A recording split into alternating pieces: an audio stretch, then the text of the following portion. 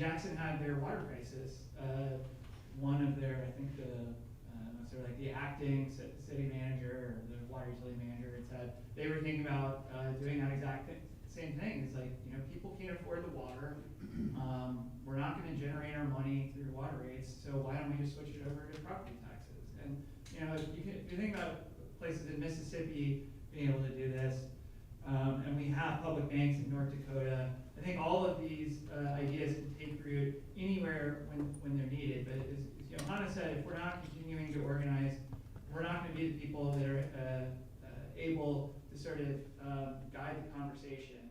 But if we are, I think that these crises will continue to present opportunities that will allow these ideas eventually to take root.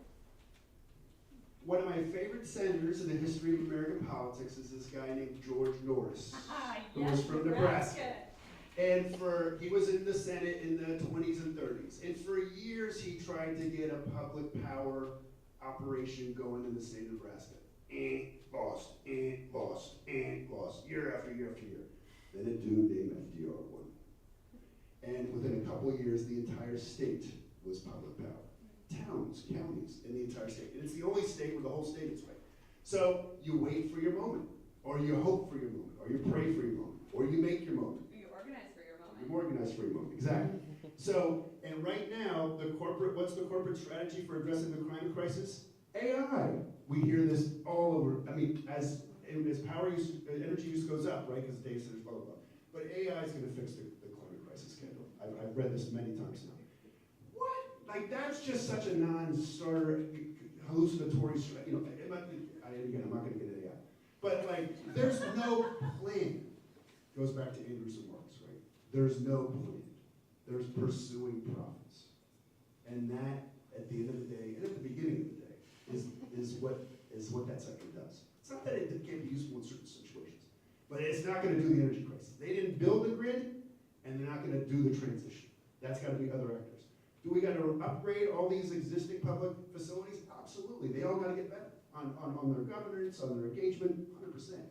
I'm not going to defend the Port Authority of New York and New Jersey, even though it did help me get here today. So I got to give props. But yeah, does it need an upgrade? Absolutely. And so the democratization, and we can talk more about that, or there'll be other conversations about the democratization. What does that look like, right? When you're trying to build out these things, what does the board look like? So all to come. That's a really good transition to the next question that I wanted to ask. So at the 128 Collective, we're very deliberate about saying we want democratic and public ownership of things related to climate change. Those two things are not the same. We have plenty of public institutions in this country, but they're not very democratic in many ways. Some of them more or less so. So the question I want to pose to you three is, how do we make public ownership democratic? Not just sort of technocratic, not sort of top-down, the experts know what's best and the people will follow. I feel like you or Kendall are, yeah. Sure, I'm happy to start. No, so this is one of my area of research for many decades. So this is something that I've learned a lot about from lots of different examples, lots of different cases across the globe, and learned about from failures as well as successes. I think when we think about this with respect to the energy sector, there's a general point which I just said, right, and that is democratic governance. When you think about how a utility is run or an energy developer is run, it goes to the board, and the board has that power. And it goes to the process of engagement, by which communities are able to participate in the decision-making process.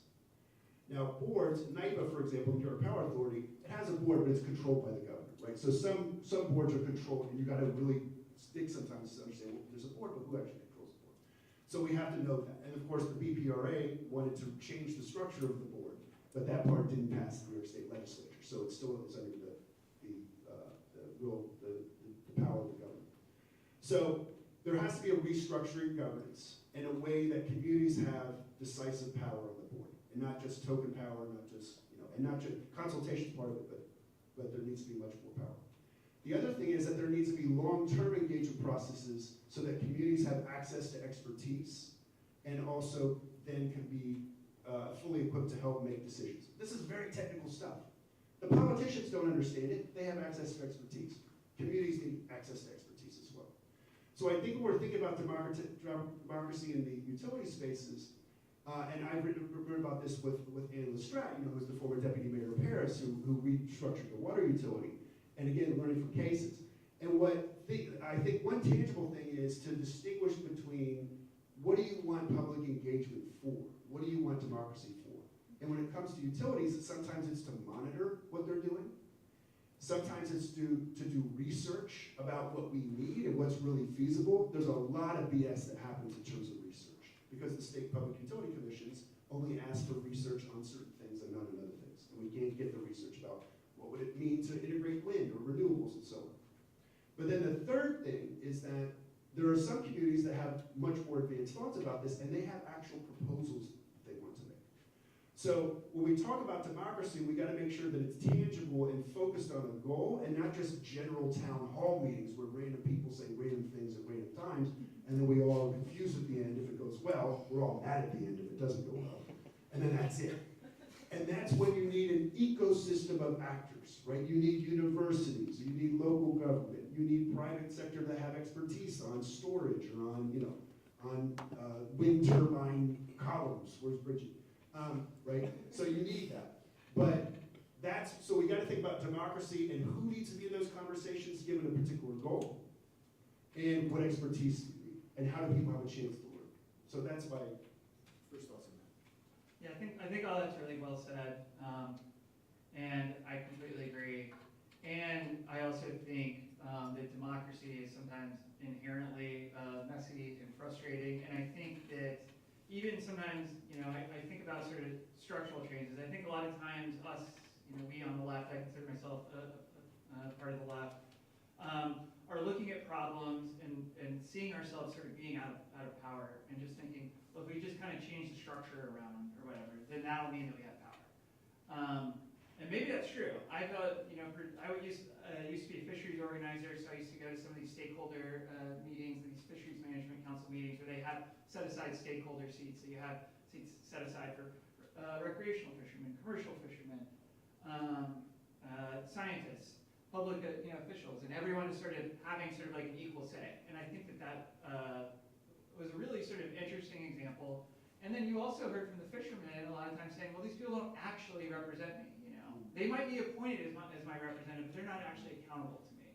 And I think that could happen sort of like with any system. So I do think that there are ways that we can create better, more equitable things, and I think setting aside specific sort of stakeholder seats is one of the first things that I always propose too. And I also think that we have to do, and this is always like annoying when someone says this, we have to do multiple things at the same time, which is thinking about how power is distributed in this country, which I think is largely around sort of, so who has the most money and sort of who has the most influence, and that breaks down really neatly along racial and other pipelines here in this country.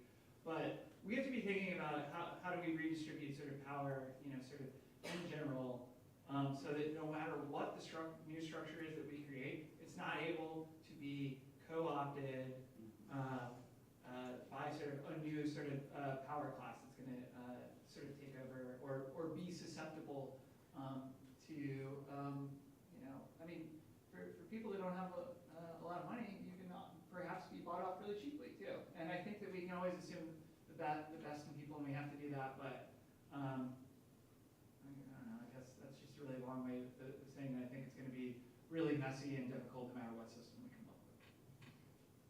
But it's better than the alternative. It's better than the alternative.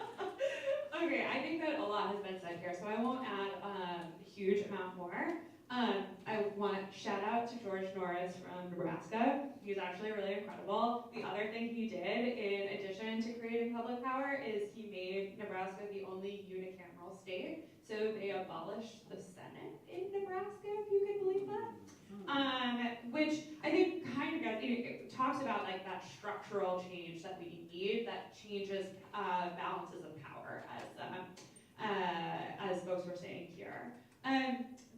Just one additional thing that is like, we've talked a lot about the structural, we've talked about why we need it to be democratic. I also think there's a piece of like, who are the people who are running this on a daily basis? Like, who is the person who is like deciding, how these things are going to be built. A lot of that is like how folks are trained up, right? Like, how are we imbuing, and I know Mike thinks a lot about this, like, how are we training people, what do they see as their job? Because often what we've found as public institutions have become less democratic. It also has had to do with the fact that like a lot of the people that are in it have been taught to think in a very specific way, and that way has been to lower costs as much as possible, instead of trying to think, how do we hold all these things at the same time of, human well-being, ecology, all these different components. So I think it's also a like training and a building of a muscle that we have to do as public institutions and communities. Thank you. The Nordic. So we're gonna have a couple audience questions. You're gonna ask them. I'm gonna repeat them in the mic so that the live stream can hear it, and then we'll pass it to the panelists. So anyone want to raise their hand to start us off? Yeah, so I think one question in light of Pine Tree Power, which I think as many folks know I was very supportive of,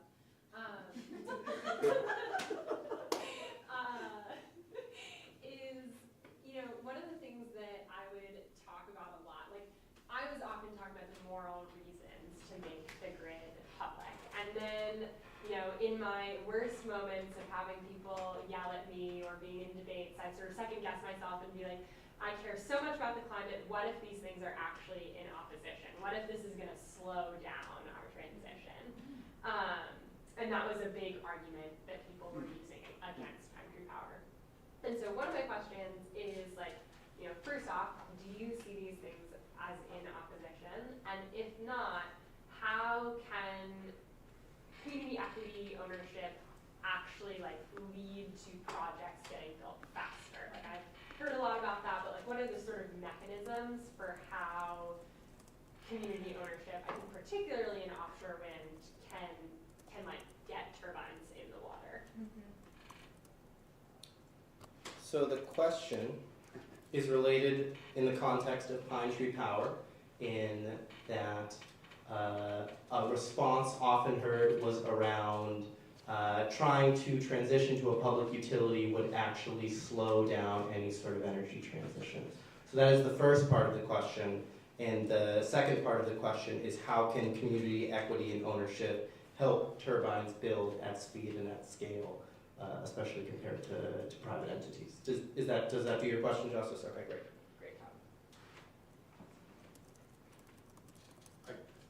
Kendall, you get to start this time. Okay. I followed the Pine Tree Power fight a little bit from afar, and I just want to say that we were all cheering for you quite a bit, and thank you for your service. Now, the question about, I guess, sort of like the question is, sort of like, does could having more democratic institutions sort of slow down the energy transition? I think one of the themes that we've talked about before is that it's already been slowed down quite a bit by the private sector. That this is a particular, we could talk about public entities sort of in general, but specifically in the offshore wind case, we're talking about such large-scale capital projects, that take such a long time to get built. Again, sort of thinking about the Gulf context, these are very risky projects. I've attended a conference where they were talking about insurance, and some of these places, especially in hurricane zones, are more or less sort of like uninsurable. They get it year by year. It's only going to get more expensive sort of over time, and that's after the projects get built. And so I think the answer is could it get any slower? I don't even know. It's a nightmare to think about. I think in terms of the question about community ownership, how it can help, I think in some cases, I'm going to defer to some of the folks here that live in the Northeast, but at least my knowing just a little bit, just enough to be sort of dangerous, is that when you were looking at some of these projects in the Northeast, you were facing sort of significant opposition, and you start to talk about cutting people in on the ownership, or we're going to get you some high-speed internet here, we're going to get you all these other things, and it sort of starts to dissipate a little bit. Whether or not that I haven't, I'm happy to be corrected about that point. The other thing that I guess I'll mention very quickly is that you're hearing a lot of these same arguments brought up to try to bolster the case for permitting reform, right? Which is this idea, so we've already had one permitting reform bill, and by reform they mean gutting environmental laws. So like the idea is, we've got all these well-intended things from the 70s, like the National Environmental Policy Act that introduced democracy into the planning process. But it's just too damn slow, We gotta get these carbon capture and hydrogen projects built alongside, solar and wind, and all these pesky communities keep getting in the way. So we just need to get rid of all the laws that, mandate public input. Now, some of the interesting stuff, I think, is that when people started looking under the hood a little bit about what was slowing down these projects, they didn't find that it was the laws at all. What we found is that our public agencies are woefully understaffed, and they just didn't have the staff to do a lot of the permitting review. So a lot of this sort of like idea that public entities don't work is, a sort of right-wing playbook, is that we will starve our public institutions of money, then point at them and say, these don't work, so we need to get rid of them and turn them over to the private sector. So I think, it's just, the other way that we need to think about this is that a public institution is only as good as the money that we invest in it, and is only as good as the time and the people that we put into it. And so I think, as we said before, it's not like that the 30s seemed like a much easier time to, during the Great Depression and the Dust Bowl and fascism and, not having any of the technology that we have today. Why are we able to build all these projects? And a lot of it has to do with public will and full public support of the institutions. There's no reason to think that we couldn't do even better today if we really just committed to it. I'll go for it. All right, well, largely because I'm just going to say +1 to Kendall. When it comes to that question particularly, I'm always like, private companies, please show me the receipts of what you have done on decarbonization, because it's pretty bad. So I think it's like pushing back on this, because this is the reaction we so often get, because we have been trained to believe that that's the only way. So I think it is kind of pushing them and saying like, well, putting the clamps on them in the same way and asking them, well, why do you think this is going to be faster if we use corporate ownership? And the other piece is this like opportunity to allow people to have a piece of the pie. This was very much explicit in some of the early Danish offshore wind modeling, and Mike, please correct me if I'm wrong, where there was a federal entity that was building a bunch of this offshore wind, but in order to build goodwill for these projects, they cut the community in on the deal. And so then it meant that there was a local benefit to that community, and made it a lot easier. And the other piece that I think is really interesting here is that they also thought a lot about design. They actually brought in landscape architects to think about how they were going to build these public assets. And I actually think there's like a really important lesson there of like, it is both about going fast, but going fast also means making beautiful things. That can actually like build goodwill and build, like, when a community can see that their like community is better, like they're going to want that. And I think that the Danes figured out that kind of formula in some ways for how to get this type of infrastructure done. So just 3 quick points. One is, I learned so much from the Pine Tree Power effort campaign. And not only did I was in favor of it, right? But I door knocked with Bridget, and the first door we knocked on, they were against it. And they were citing Long Island, and I'm like, I'm from Long Island. The guy's not even listening. But so that was democracy in action. So yes, democracy is often painful. But anyway, but just want to say, the second thing is that, as an academic, I'll say, there's a whole journal devoted to your question. It's called Energy Research and Social Science. And Ben Sovacool, he's one of these academics, publishes like 50 articles before, Thanksgiving. And so it's extensive, and some of it's actually super interesting. Some of it's, what is this? But some of it's super interesting. And it kind of goes to what Yolanda's saying, you're going to get opposition. And now we have a misinformation problem, right? Like there's large mammals being killed by windmills that aren't even built yet. And, for example.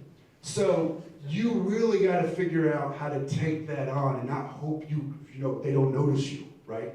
Because hoping they don't notice and you just kind of squeeze it in is going to backfire. It can backfire in myriad ways. So public institutions, that's what they're designed to do, right, in terms of their mission. Now, how do you actually redesign them to make sure they're actually doing it? And I think the siting thing is the huge issue now, right, because there's just such delays in the siting. And then you throw on, as was mentioned by Andrew, on the coordination problem, right? Then you have, we have all this renewable energy infrastructure that can't get interconnected to the grid. Like it's literally already built. Well, we haven't upgraded the grid. Who's going to pay for that, right?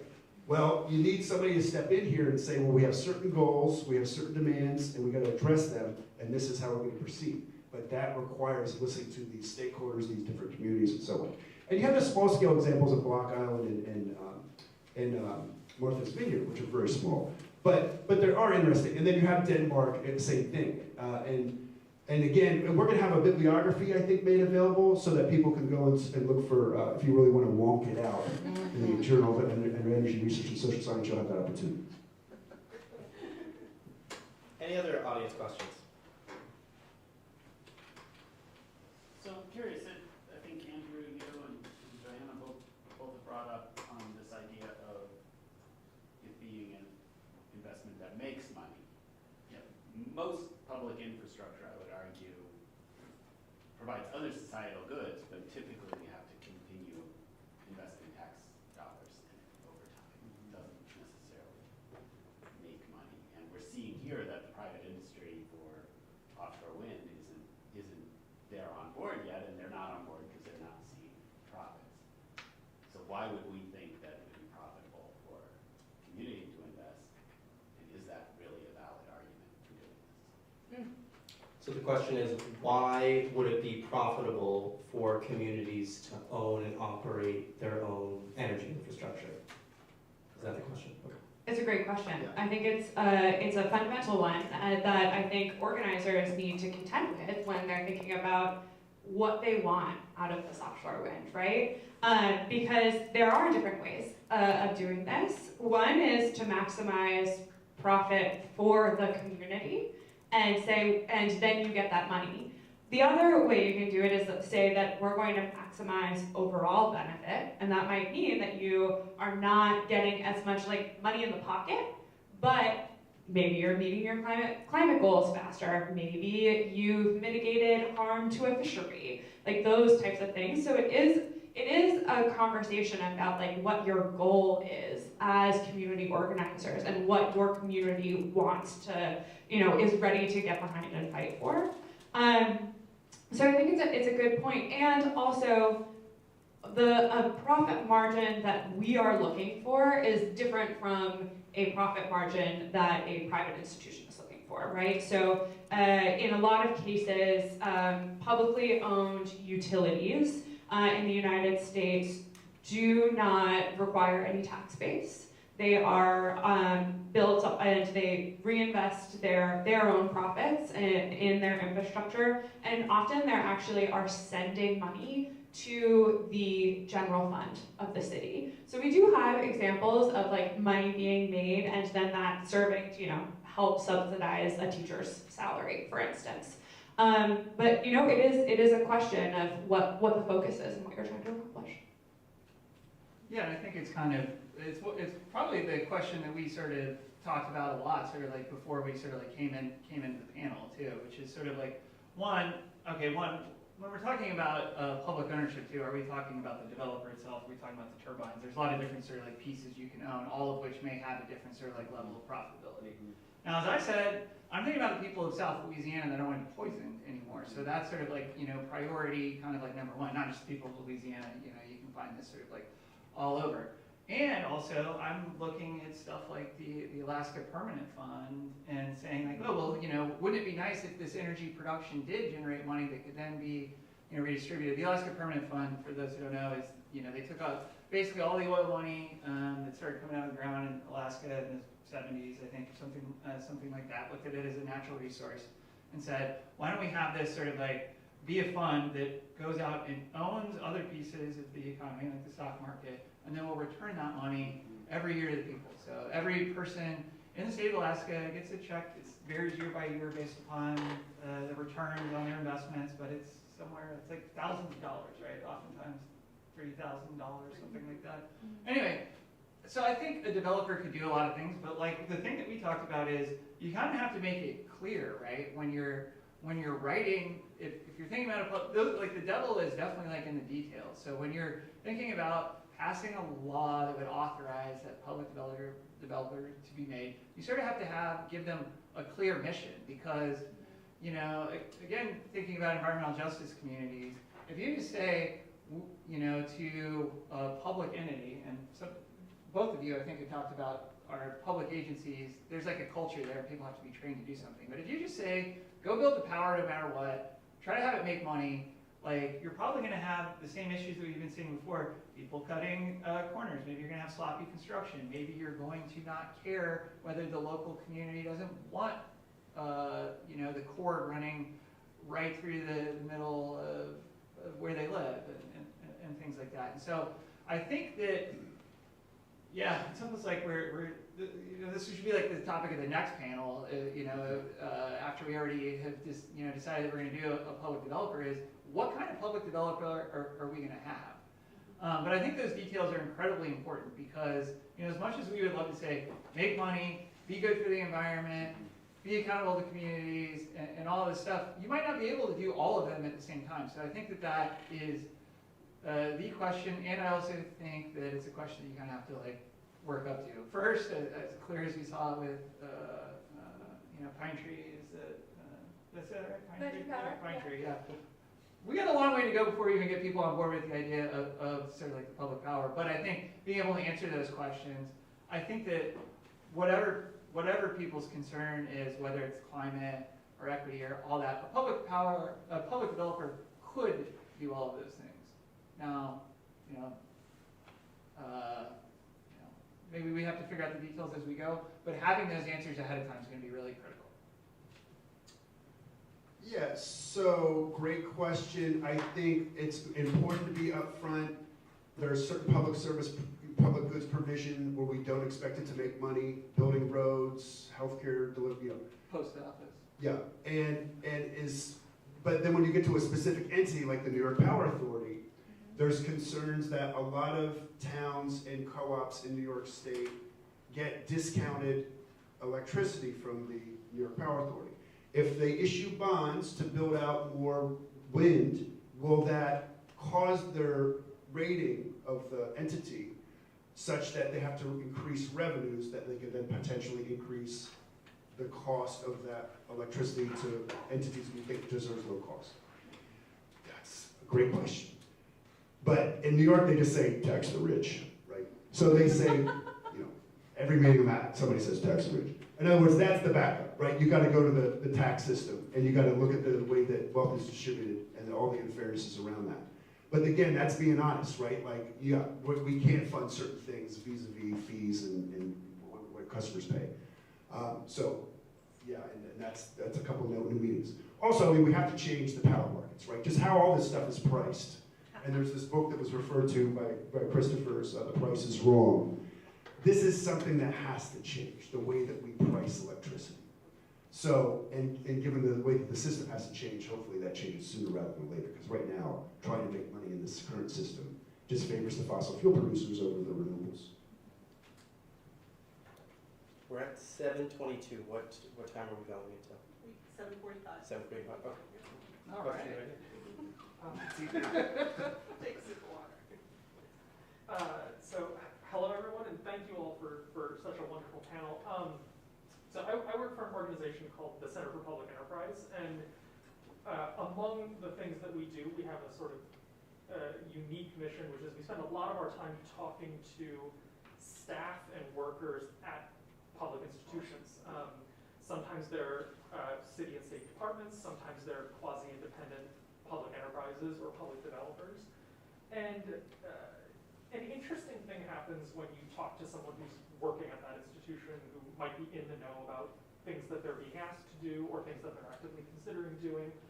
And you often hear a mix of, well, we would, but not for this, this, or this. And those various factors might be budgetary limits they're subject to. Sometimes it's legal authority or permissions they have. And then sometimes it's a third thing that's not actually written down. Sometimes it's a fear of, if we put ourselves out there and we do this, we're either going to get attacked from this side, or it's going to open a particular political question that we're not prepared to engage in, or don't have the authority to engage in, and the list could go on and on. In a world where we're going to be looking at, or looking for these public developers or these institutions to be handling critical aspects of our lives, vital infrastructure, I was wondering if you all could talk about what do we need, or what kinds of things should we be thinking about to ensure that those institutions are successful? What kinds of resources, what kinds of legal authorities, or what exactly do we need to give them to make sure they succeed? Okay, I'll take a stab. You gotta. I gotta make sure that the online people know.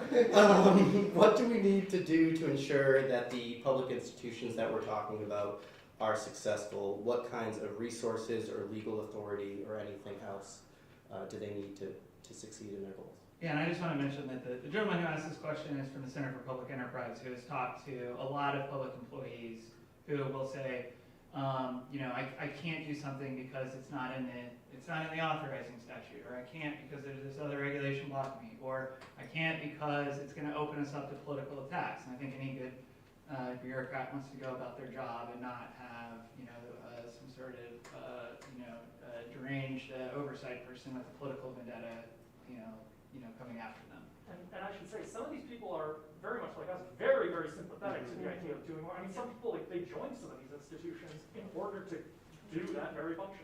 Yeah, exactly. Yeah, so he's saying that a lot of people who work for the government really are sort of mission driven. They get into it because they believe in what they're doing. They want to do better. They're working for a very large boat that's very hard to turn. So how do we set up our institutions for success? I mean. All right, fine. I'm at one, so we're flailing around. Just what I was hoping. Yeah.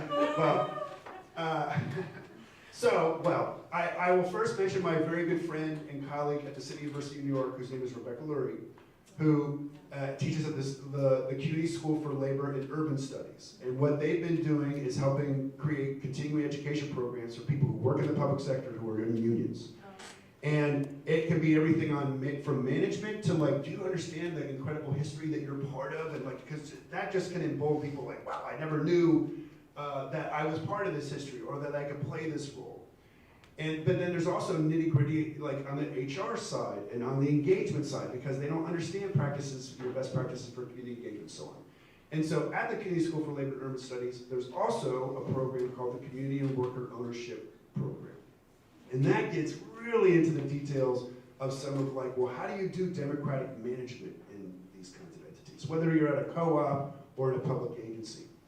And what's the ethos? And also, what are the best practices that you can bring in? Because workers in these, they love case studies where they can go and see and then they like the peer-to-peer. We know that they like peer-to-peer, right? They love to talk to somebody else who's in a similar agency. And I know, and Johanna's done interviews with folks, in this space, in this sector on these kinds of things. And so then you figure out how to create the peer-to-peer relationships too, so they can learn about it. And then it's not as scary for them, right? They're like, oh, okay, and how did you handle this, blah, blah, blah.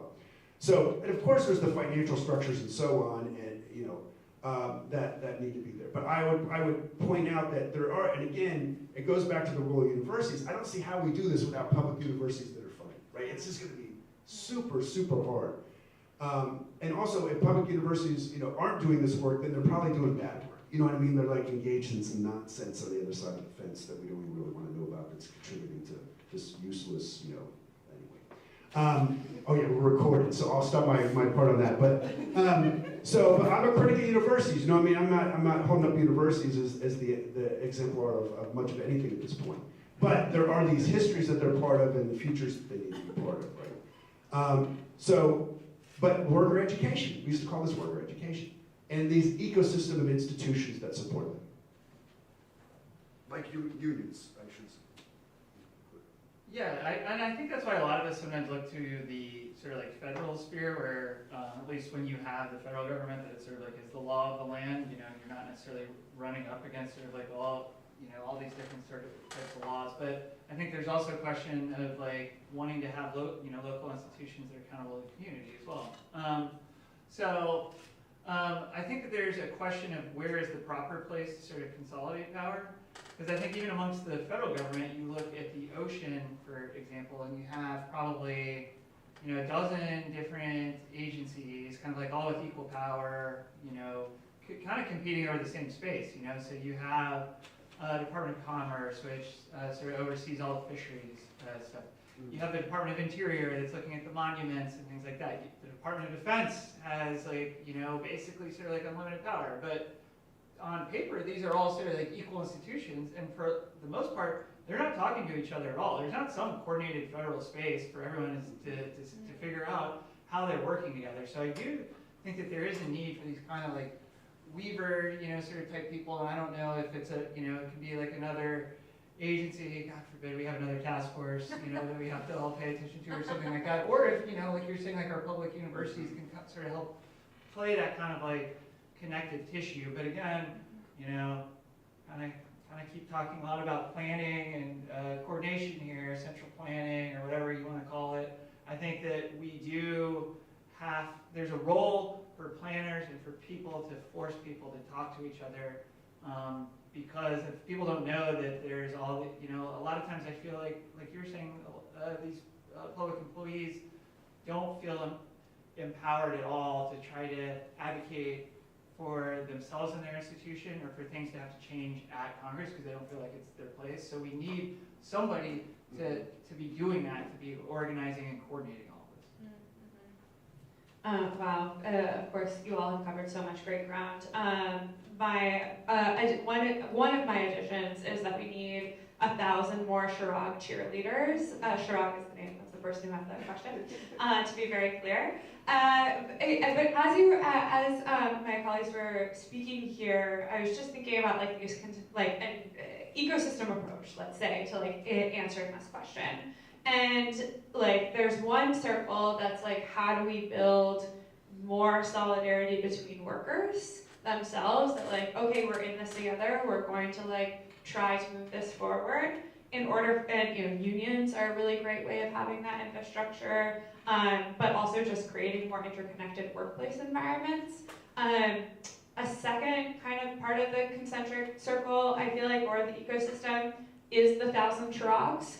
And like actually having external support of saying like, we've got your back, we're helping you, we're gonna push you, this is really great.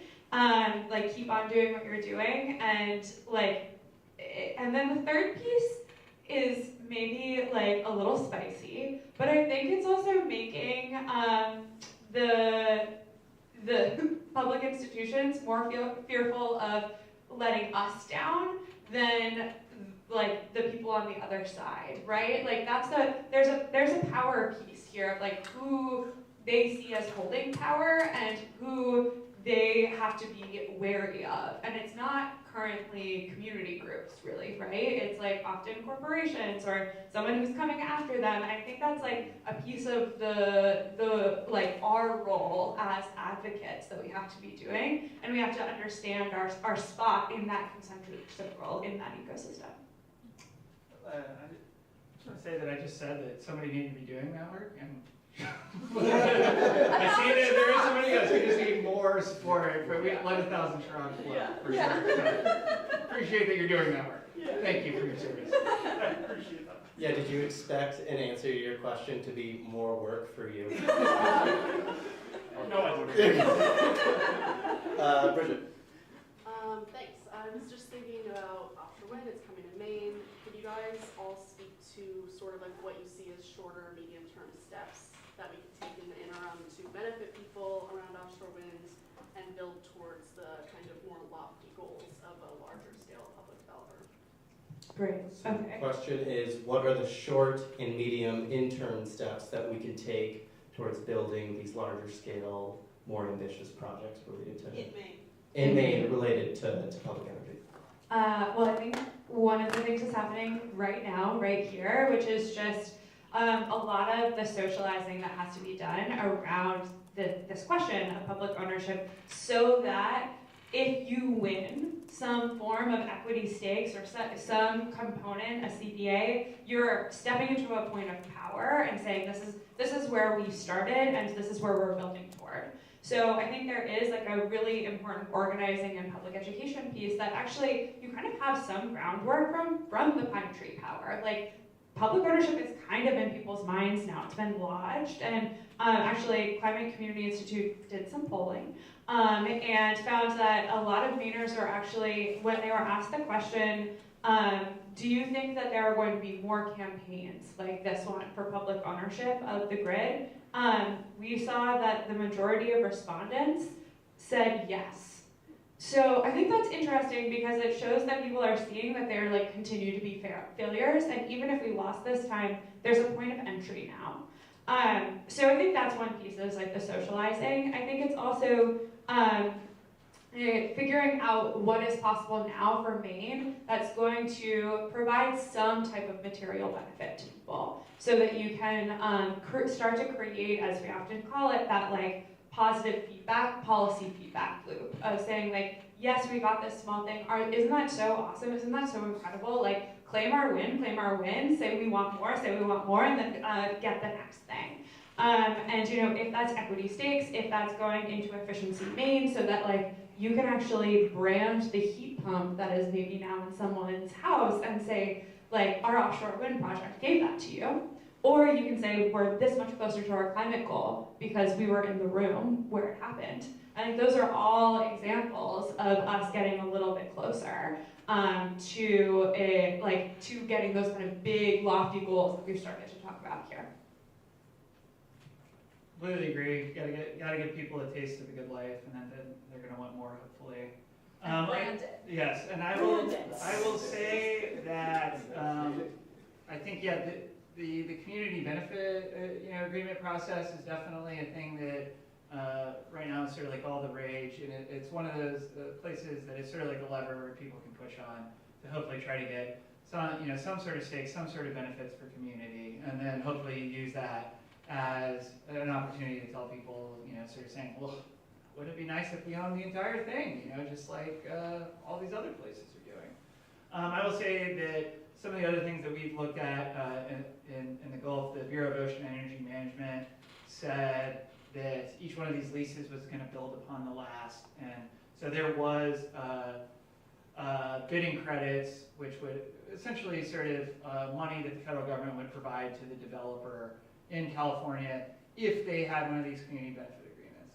Well, the developers who were all going on the competitive bid process all then had to go out and negotiate a community, try to find someone to represent community to negotiate their CBA for, and a bunch of ones that did it didn't get chosen. And so BOEM hasn't been that enthusiastic sort of about it since then. One of the things that we said that we looked at in the Gulf was that they created a fisheries mitigation fund. So essentially, they were, again with BOEM, it's all carrots and stuff like that. So they're like, oh, we'll essentially pay you to do it, to do this program. I don't know why you don't just require like all the developers to do it as part of the lease, but whatever. Anyway, BOEM has been very good with the fishermen in the Gulf. And by very good, I mean they show a map of the wind energy areas. They say, point on here, where all your fishing is. And they say, okay, great, we won't put that up for lease at all. It's been like a completely different approach, probably something that they've learned from the Northeast. They also said, on top of that, we're going to have this fund, sort of created where something happens to your fishing gear or your boat related to offshore wind activities. No questions asked. Here's the fund, it already exists. Put in your application, here comes the money. So, when we were going through the process, we were saying, well, wouldn't it be great if you had this for environmental justice communities? Why don't you create a fund that is exactly like this? And so we were trying to push on BOEM sort of related to some of that. It ended up being a moot point because the private market didn't support the development of offshore wind. in the Gulf. But I think looking at some of those bid stipulations might already be too far, so like down the road for that. But we also know that every step along the way, there's new opportunities for these type of agreements too. So when the power comes on shore, there's going to be, a power purchasing agreement. You can look at that. So you have to become a real nerd and kind of figure out what the process is, or become friends with a nerd who can tell you exactly where all of these opportunities are for you to sort of, because, frankly, when you go to a lot of these things, you're making these comments, there's not that many people making comments, and so there's hardly anyone sort of representing, it's usually people that have some sort of vested financial interest in it. Hopefully we all will too eventually. But being one of the voices in the room at something kind of esoteric like this, you potentially have the opportunity to really get in there and influence the process. The last thing I'll say is that when we're looking at these community benefit agreement processes, I have no idea if anyone has any agreed definition on what community means, whether that means it's a municipality, someone that works for a nonprofit, a tribe, who knows? There's a lot of people that are just out there appointing themselves sort of spokespeople for the community. And so I think that there's a lot of opportunity to have these discussions in Maine about who actually sort of represents community and what does that even mean. And so if these developers are kind of negotiating with somebody who doesn't actually represent it, you could have the opportunity to make a hell of a lot of noise and say these people don't speak for me. I think on the specific question of what are the options for ownership of the developer, you would have to map the current entities on the public side that have leverage in the game and have the ability to issue bonds or have financial assets, right? So you have the Maine Port Authority. And you have the Public Service Commission, and then you have various municipalities and counties and all these other jurisdictions. And so if you're thinking like, let's learn from Denmark, and the governor just went there, and NREL, or the national labs put out a study saying, how come the United States doesn't have any wind cooperatives? You could kind of pose this question as a research question of like, okay, well, given the kind of public entities that Maine has, the certain financial capabilities available at the state level, what actors could be partners on being and be a developer? Sadly, you don't have a power authority that's public, that's at scale that could do that. And then secondly, how could you position yourself for federal money, right? So there's all kinds of federal money. Now, there's different headlines every day, on what federal money is going to where and so on. But then right now, the incredible opportunity, and this window will not close because the election will go, in a way that won't close this window, which is likely, right? Or true or something, whatever I'm supposed to say on that. But that's good and hopeful, but not, but the point being is that there's very likely to be federal resources to do these kinds of projects going forward. And so how do you position state entities to do that? What are the ones in your state that could do that? And which are the ones where you could have democratic influence over them? So I don't know the answer to that question in Maine. Like in New York, I know that the answer to a lot of that, but not here.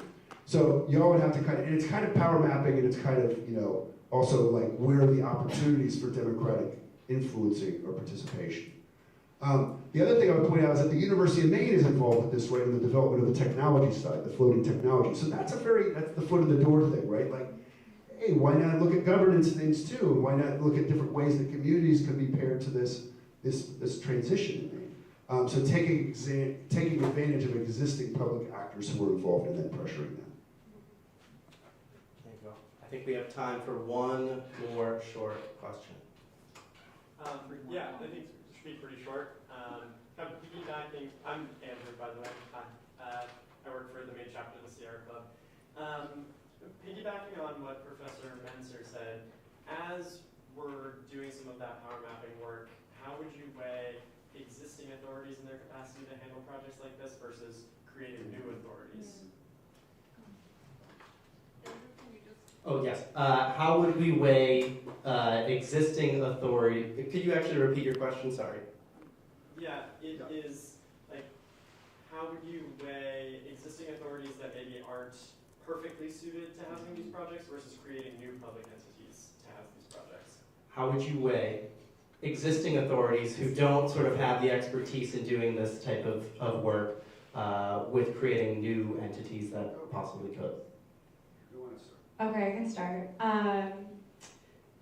I think that it's about power mapping in the end. It's like, who do you trust? If there's an institution that's there and you're able to facilitate and build a relationship, and you know that like their leadership is on, like has some interest in this, or you've got like a very zealous little group of bureaucrats, like that can be a really powerful thing to be utilized if they have like the financing capacity. Like we can sometimes like use containers and like explode them out to be new things. So I think that like that should be a part of the calculation, but if you're not seeing that in the horizon, sometimes it is worth saying like, okay, there isn't something that fits our mandate here, or the people who are in it currently are not going to be the ones that are going to lead the way in the way that we as campaigners want to see move forward. So just as it is with all organizing, I think it is ultimately a political calculation of what you see as the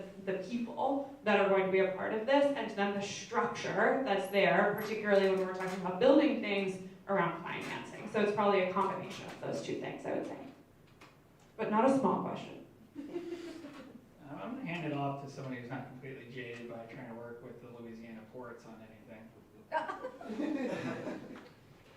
I think that the creation of a new authority should be on your research table. Like, yes, for sure. And looking at the jurisdictions of existing authorities, the powers that they have, and could a new authority actually fill an existing gap? That should be on, for sure, be on the table of something that you look at. And then you gotta bring it back to the power map question, because you don't want to create a new authority they have no control over. Also, I'll just say public-public partnerships, a very useful thing, thinking about if you create an entity but it doesn't have all of the capacities yet, who can it partner with of an entity that already exists to say like, oh, you know, we actually do have this financing authority that could be a really important partner to get this off the ground. It doesn't always have to be the one entity going at it alone. We can think again across, because there is so much opportunity as a government entity to think across these different agencies. Oh, And our you got us going. and our favorite new authority is Pine Tree Power. Just to let you know. 'Cause that would make it a lot easier. It would make it a lot Make it easier. if we had a utility.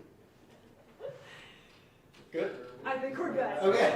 Can we give a round of applause to our panelists? I think it's been reiterated that this is the beginning of a conversation, and the more we can socialize these ideas and bring them into people's heads, that is our short-term project, and what I think we accomplished, at least to some degree tonight. Amy, do you want to say any closing words, or? Thank you all. Thank you very much for moderating. Thank you, panel, for coming and starting this conversation in Maine.